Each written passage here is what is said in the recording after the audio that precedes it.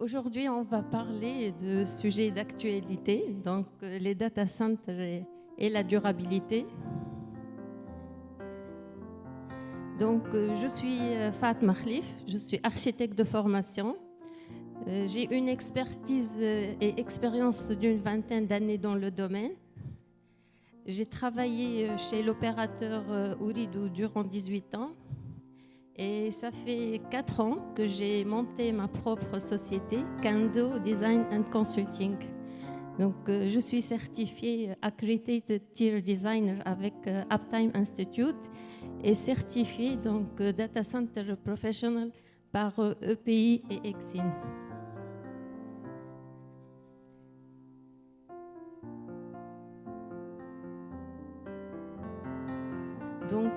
Comme premier projet, j'ai eu la mission de pilotage du projet de data center de Orange à Sousse. Ce projet était pour moi très important dans ma carrière, vu la complexité et l'urgence de ce projet. J'avais la mission de pilotage de la phase étude et exécution. Et surtout pour la partie exécution, on l'a réalisé en 6 mois. Comme vous voyez dans les photos, on a commencé les travaux d'excavation et des fondations en août 2023. Et en février 2024, le bâtiment est prêt, les travaux de génie civil étaient finalisés. Bien que le projet apparaît de l'extérieur comme quelque chose de simple et fermé,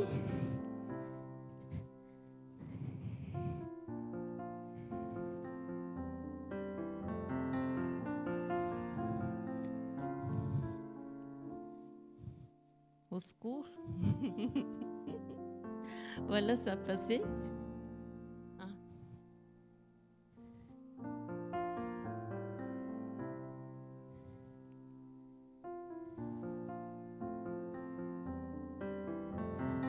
Voilà, comme je viens de dire, bien que le projet de l'extérieur apparaît simple, sans ouverture, sans rien du tout, de l'intérieur, c'est là toute la complexité. On voit beaucoup de structures, de ferraillage, de chemins de câbles, de structures, que ce soit pour le faux plancher, des structures pour les batteries, les conduites pour le système de sécurité incendie, les chemins de câbles. Ça nécessite vraiment beaucoup de précision, beaucoup de collaboration et coordination entre les vis-à-vis de tous les lots.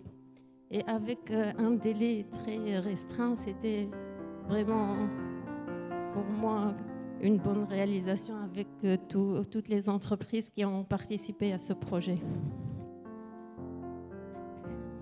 Maintenant, on va parler de data center et durabilité.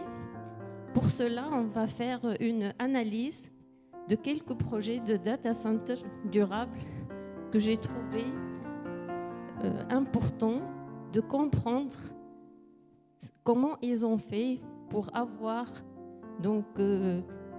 des data centers durables, pour avoir un PUE assez important. Quand on parle de durabilité des infrastructures du numérique, ceci repose sur 3 leviers d'optimisation. Que ce soit les sources d'énergie, pour les serveurs et tout, pour la climatisation, la consommation en eau potable et aussi les émissions carbone.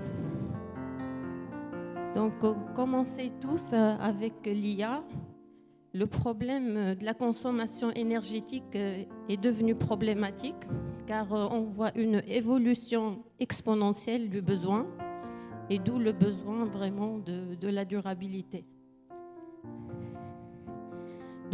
Comme exemple, je voulais qu'on voit le data center de Sines au Portugal. C'est un méga projet de data center. Ce projet est programmé sur 6 phases pour atteindre 1,2 gigawatts. La première phase a été inaugurée en 2025. Donc, l'innovation en matière de durabilité pour ce projet. Donc, on a une énergie 100% renouvelable grâce aux panneaux photovoltaïques. Donc, et en petite partie des éoliennes. Et le refroidissement se fait par l'eau de mer. Donc, l'eau de la mer sert donc à refroidir naturellement le circuit fermé du système de climatisation du data center. Autre exemple, donc le data center de Google à Hamina, en Finlande. Donc, ce data center opérationnel depuis 2009, d'une capacité d'environ 140 MW, il a été construit dans une ancienne papeterie. Il est aussi un modèle de data center durable. Donc, pour ce site aussi, les sources d'énergie sont 100% durables. Elles proviennent donc essentiellement des éoliennes finlandaises. Le refroidissement est aussi durable par aussi l'utilisation de l'eau de mer pour donc refroidir le circuit de climatisation fermé. Donc on n'a pas de perte d'eau douce, on n'a pas d'utilisation, le circuit est carrément fermé. Et aussi donc la chaleur qui est produite par les serveurs, elle est produite pour chauffer les habitations locales. Ce qui est vraiment intéressant pour ce cas. Autre exemple de data center de métal, celui de Facebook à Luleå en Suède. Donc les data centers de Facebook, c'est le premier data center qui est à l'extérieur des USA. Donc le choix pour avoir donc un data center durable, Meta a choisi d'implanter son site dans une zone où il y a un approvisionnement en électricité hydroélectrique. Donc, car la Suède a commencé donc, à construire des barrages depuis un siècle. Et aussi, la température moyenne hivernale est de l'ordre de moins 20 degrés, donc ce qui est convenant pour avoir un free cooling. Donc, en matière de durabilité, donc, on a une énergie 100% propre, donc double alimentation grâce à l'hydroélectrique, le refroidissement durable, comme on a dit, par un free cooling, et aussi on a la récupération donc, de chaleur pour chauffer les bureaux. Le projet NATIC, c'est un autre registre, donc c'est un data center test qui a été fait par Microsoft en 2015. Donc, c'est un data center de 12 racks. Il a été donc placé au fond de la mer à une profondeur de moins 100 mètres. Et ce projet de test, donc en 2 phases, mais bon, il favorise donc avec au fond de la mer, on n'a pas besoin de refroidissement. Mais ce prototype est resté comme phase de test chez Microsoft. Donc, comme on vient de dire, on a un refroidissement direct par l'eau de mer environnante, un environnement stable, une température constante et une maintenance réduite.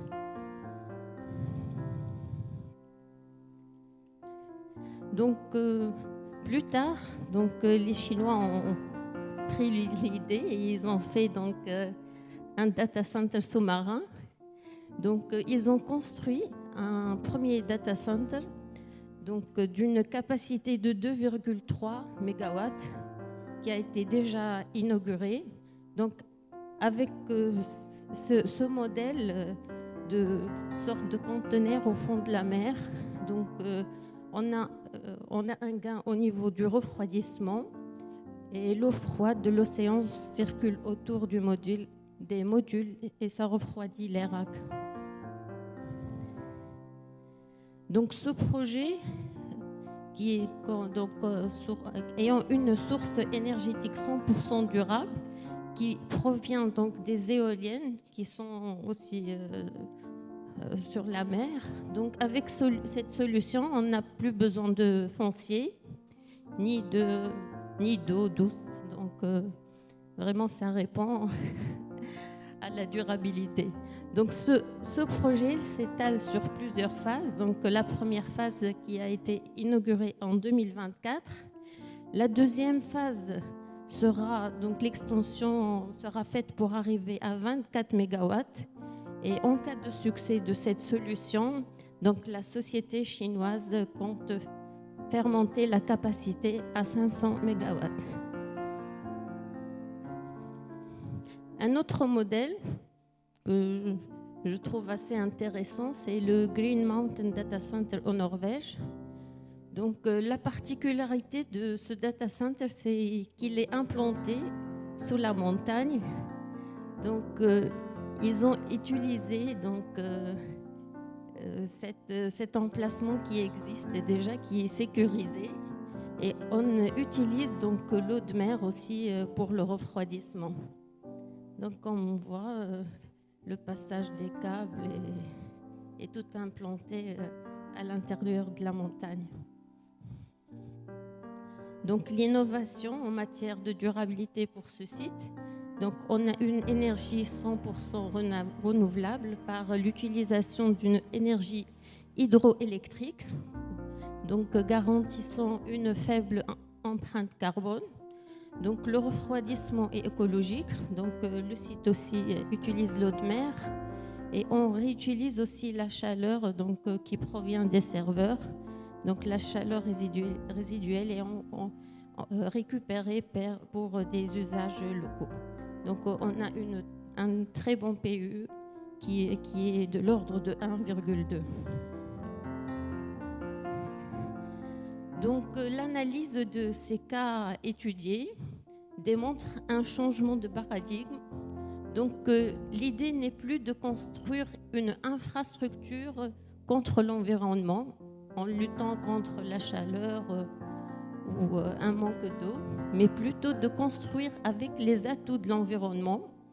Donc nous passons d'une logique de consommation de ressources naturelles à une logique de collaboration avec la nature et l'environnement local. Donc là, la durabilité devient le principal vecteur d'innovation architecturale et technique pour l'avenir numérique. Et voilà. Donc, si vous avez des questions.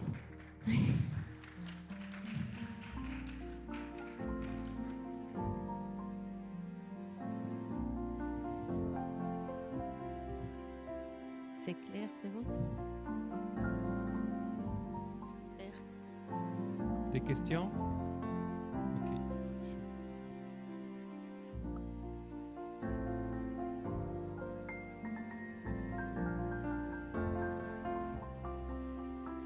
Bonjour à tous, Nicolas Elaminsa, consultant chef de projet pour la société Digital Africa. Mille merci Madame Fatma pour cette excellente présentation. J'avais une seule question, vous avez présenté un parterre de très belles références de construction de data center. Quel a été ou quels ont été les plus gros challenges auxquels vous avez fait face lors de votre expérience dans la construction de ces différents data centers que vous avez contribué ou pas forcément lors de votre carrière? D'accord, merci. Donc, le domaine de la télécommunication et des data centers demande beaucoup de précision. Et donc, c'est ça la particularité. Rien n'est mis à l'hasard. On doit tout prévoir dès le départ. Donc, il faut tout prévoir au départ parce qu'on n'a pas droit à l'erreur. Parce qu'une erreur, ça coûte très cher. Mais ce que je retiens du domaine, c'est l'importance de l'humain. Bien que le projet apparaît technique, mais derrière, il y a un capital humain qui est très important. Il faut savoir vraiment le gérer. Et donc, pour moi, l'engagement de toute l'équipe et de tous les intervenants est très, très important parce qu'une collaboration à ce niveau avec pour avoir le passage des réservations de câblage, et c'est pas simple, surtout quand on n'a pas de temps. Voilà.